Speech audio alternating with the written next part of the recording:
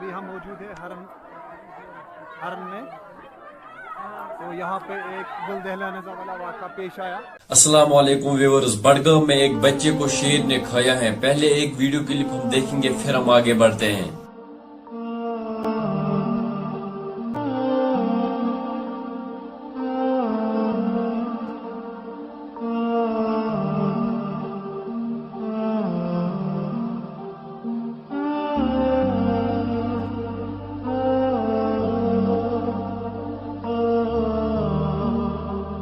دوستو انفارمیشن آئی ہے یہ بچہ اپنے گھر کے آس پاس ہی تھا، پھر کہیں گم ہو گیا، پھر 2-4 گھنٹے بعد اس کی لاش ایک فیلڈ میں ملی۔ اللہ اس کو جنت الفردوس عطا کرے۔